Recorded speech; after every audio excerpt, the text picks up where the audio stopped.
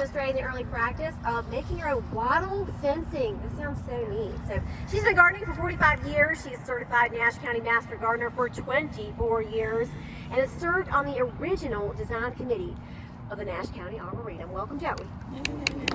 Thank you. I think I'm okay. Is that okay? I'm okay? Yes. You can hear Y'all me? can hear her with just that one? Nope. Okay. The battling microphone. Okay. I want to thank everybody that's presented so far because I have learned so much. I certainly don't have the expertise that they have with historic gardening. And when I talked with Adrian, or when I was contacted first by Alan and then Adrian about coming out and doing something in Stonewall, I thought, I don't know what can I offer, but I can wattle. I'm a woodsy girl, and I like to mess or diddle in natural materials, which is what wattle actually is. When I first heard the term wattle, I thought it meant the fence itself, but wattle actually is the material that you use, and it's a series of poles and weaving is all wattle is. And wattle and daub. Is anybody familiar with wattle and daub?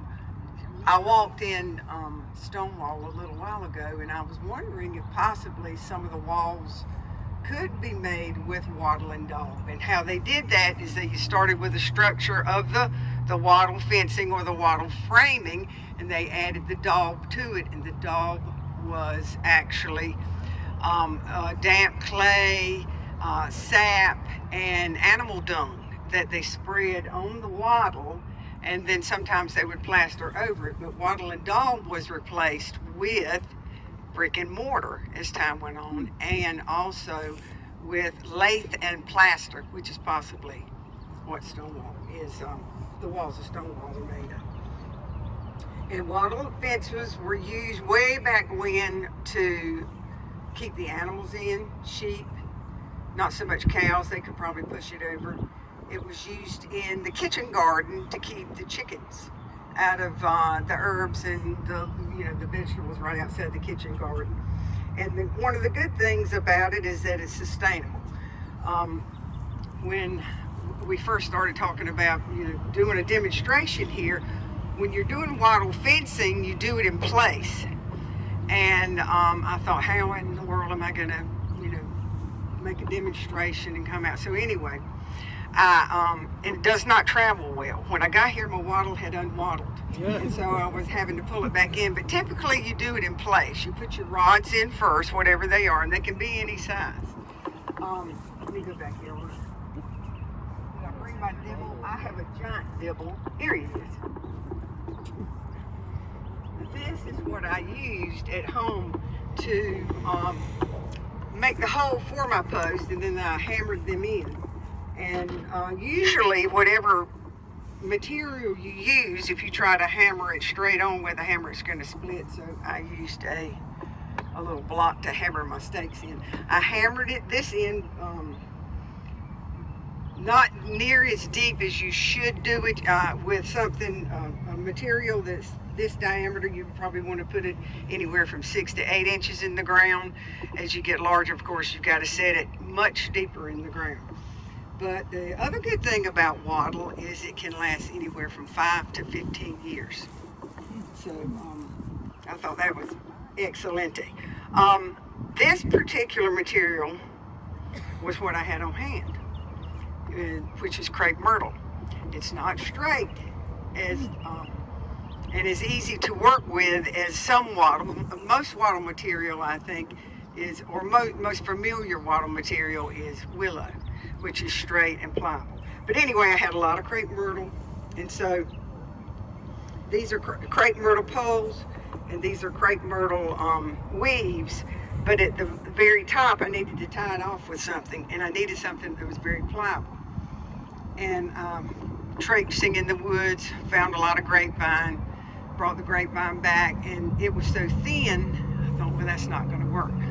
So brain starts churning. I thought, what could I use? What could I use for a good lashing at the top? And I also used it over here on this one, And you'll never guess what I found. It's very pliable. Comes in anywhere from 30 to 50 foot lengths. I honestly pulled one down that was 50 feet long. Pardon? Wisteria. Not wisteria. But this product now has a use for me anyway. I'm gonna go pull as much as I can because you want to get it this time of year when it doesn't have the leaves on it. What's an idea? It's kudzu. Oh. I'm gonna go over here. I brought some just so you can see. But and one thing I did do is because you know how we love kudzu. As I began to pull it up, I thought, Jesus, if I brought this up in the yard and it had a seed or it had a root, I went down the length of the, well, you see how long this one is right here. I went down the length of the vine and cut the roots off. So if you want to use kudzu for your wattle, just make sure it has no way to make contact with the ground. And I do know that when you use, I have done this in the past, I had some corkscrew willow that I used for the wattle post, and I put them in the ground and they sprouted out, which was really cool. It was kind of neat, but you really don't want to, you don't want it sprouting. If you want your wattle for a permanent fence, you probably want to burn or char just a little bit on the tip to keep it from rooting up. I did bring some other crepe myrtle that I thought was really beautiful because of it was already starting to exfoliate. So this would be used for a much larger fence. I did also create a wattle, a round wattle. This one could be used to keep roots of clematis or plants that don't like hot feet. This one could be used, you could put this on the ground around your clematis and then cover it or put a circle of oyster shell or diatomaceous earth. You could do that too to keep the slugs away from your hosta if you want to use it around hosta. But this also has poles made out of the crepe myrtle, and I guess here's demonstration time. Simple as it's just like basket weave. But I did find you can start high, in and out, in and out.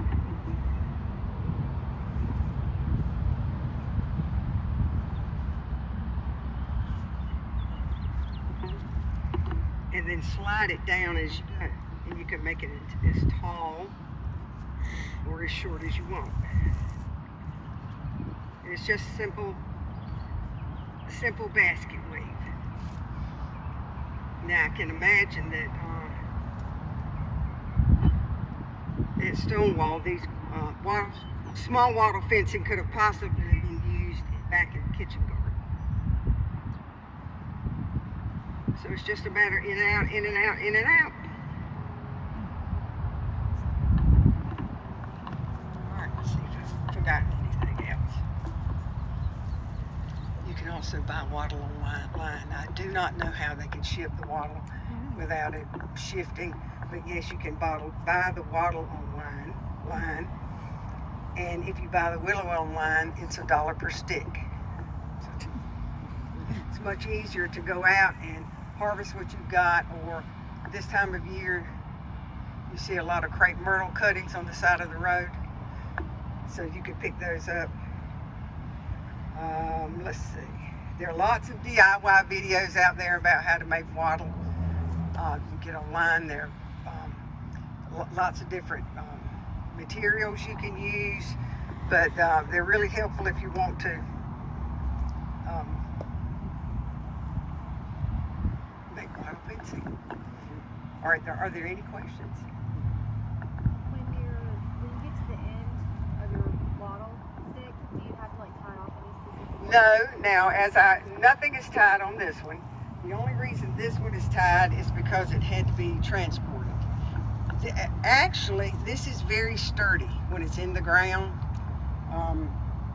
Like I said, I used a dibble here to make a hole in the ground, and then to to tamp these down into the ground, and when I went to pull it up, it was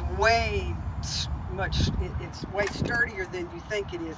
This is wiggling here because it's not in the ground. And typically when you make wattle, it's not to be transported.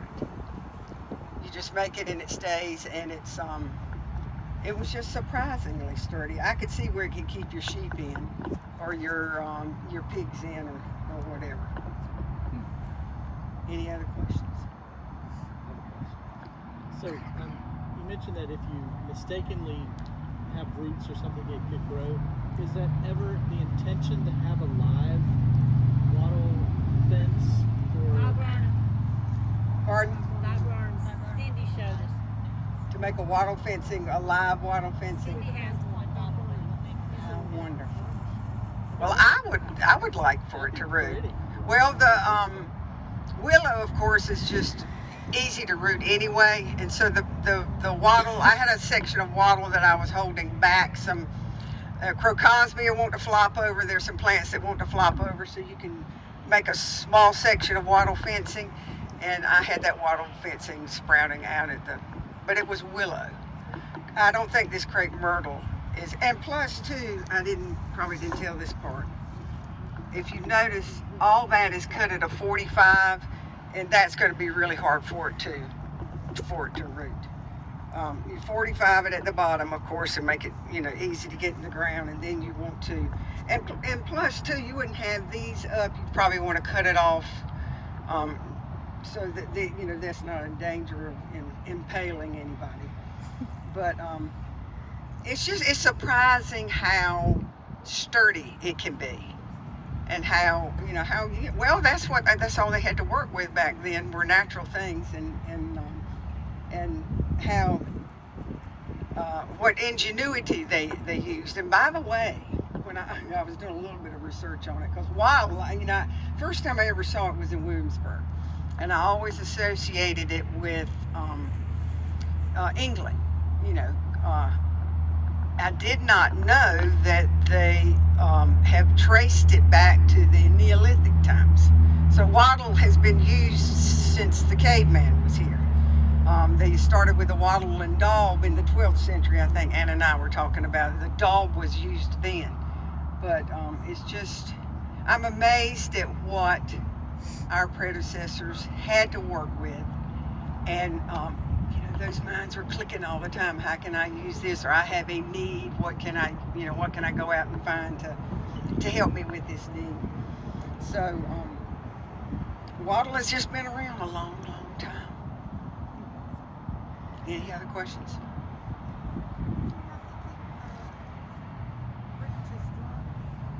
No. It's out in the weather. No. Well, if your post, you would probably want to dry out. I have done wattle when I used sweet gum. I always use these trash things that, but sweet gum limbs, particularly this time of year on saplings, are very pliable. And if I'm not going to use them in the next week or so, I'll go put them in some water, and it keeps them pliable. Well, it'd be the same way with anything. With the weavers, you want to, except for the kudzu. Now this kudzu, I had a piece that I'd cut a couple of weeks ago, and I could use it just as easily as I could a piece that I had to go cut yesterday because I fell short on the material. Whenever you're out gathering wattle, always get way more than you think you're going to use, because it's going to be just the right amount. But I want y'all, I cannot get over, how many times have you driven by kudzu and said, wonder what we could do with that to make it not such a nuisance? But it's the most pliable stuff I have ever seen. And this is a dry piece, and it's that pliable. So next time you're going down Highway 64, go cut you a plug of kudzu and make you some water. I'm just amazed. That same in pine cones, kudzu and pine cones. We could be millionaires if we could figure out what to do with both of them. But now we know kudzu you can do the water. Pine cones not so much. I don't know what you can do to make money with that. They would make Christmas ornaments. Oh yeah, that's true. Yes. You ever try using that? Yeah, I have, oddly enough. And but bamboo you've got to work with pretty quick out of the gate. Unless you're going to use the bamboo for this, you can even use it for the weaving. But it's got to be shortly after you cut that. Bamboo doesn't take water like willow does or like sweet gum does. So if you're going to use it for the weaving portion of it, you're probably going to have to use it pretty quickly. And the straighter things are, the easier they are to work with. I had nothing straight about this, and it was a little hard to. But once you get the first 2 or 3 sections in, and then you're weaving from the top, and you just push it down. It really is not hard to do, but it does not travel well. There's a lot of advantages to the bamboo posts. Particularly, you can get a very big bamboo post. Yes. This long. Yeah. It weighs like a pound. Yeah. And you just pick it up and you cut it off at a 45-degree angle and you put the block of wood on top. And I always do the top cut right above where one of the transitions is. Right. And when you do that, It's stronger. you didn't not only that, but you also have something you can put a screw into. So like we use our bamboo posts for holding shade fabric. And so we put the post into the ground, about this high, and then you screw the screw in, and you basically use it to hold your shade fabric. Oh, cool. Well, there we go. Bamboo, kudzu. Got to figure out something for pine cones. But anyway, traipsing around in the woods, you can find all sorts of material to make wattle. Just waddle your way. I mean, this week I was out with my grandchildren, and we do this. I know that's stupid, but I keep my grandchildren, and we waddled all week. They thought it was the funniest thing, but I can't help now. Whenever I think waddle, I'm gonna do that. But yeah, any material. I will say some of this crepe myrtle, I did have some in my yard. I had a rogue crepe myrtle that my son had come cut down, and I was able to use that. But as you're driving along this time of year, you're going to see a lot of crepe myrtle cuttings on the side of the road. Stop, pick them up, take them home, make some wattle. And if anybody would like this wattle over here, if you've got a clematis at home that has hot feet and doesn't want hot feet, this wattle is for give over here. If you want the round wattle, I'd be glad to give it up, and because it's probably not going to travel. I actually made that in I had a planter at home, the faux terracotta planter, and that's how I started that wattle, and it was the perfect 20-inch width that I wanted, so I was able to put all those posts down in that. It was very sturdy. And then when we got here, I was talking with Alan. I said, let's take this out of the pot. Well, the minute, it started wanting to do this. But to get that back in the ground, all you would need to do is make you some dibble points and then hammer that, and that would go right back in the ground and be sturdy enough to use around clematis or something like that. Okay. Any other questions? Oh, one other thing. I want to thank Preservation Rocky Mountain. They're not paying me to do that, but I really, it's been so informative. This is my first one attending, and certainly first one speaking at, but I thank y'all so much for all of your efforts. I thank Stonewall for keeping this place going. I used to live not too far from here, and this is a core memory having this house here. I had two separate friends, families that lived in this house. So it holds special memories, and I know at some point years back it was on the chopping block, and so thank you for all of y'all's efforts in doing that. Also, one other plug, whoop whoop, Master Gardener table is over here. If you hadn't already visited the Master Gardener table, there are a lot of things going on with the Master Gardeners over the next several months. One in particular is our plant sale that's coming up. Kathy, what the date? April 26th, the Master Gardener plant sale. If you've never been, it's the best plant sale around, and I have been to a bunch of them. It is the best. Beautiful location on the grounds of the Nash County Arboretum. I'm not even going to say the Ag Center anymore. It's on the grounds of the Nash County Arboretum. And also, you can speak to one of the ladies. I don't think we have an application, but consider becoming a master gardener. It's been one of the best things I've done in my life to become a master gardener. You get to be around folks with the same interests as you. They're friendly, it's fun, you're doing work for your community, and it's just a wonderful, wonderful program. We're going to have another class, I believe Colby said next year we'll have our another Master Gardener class. So if we don't have the information back there, you can contact Cooperative Extension and get your application and join the Master Gardeners.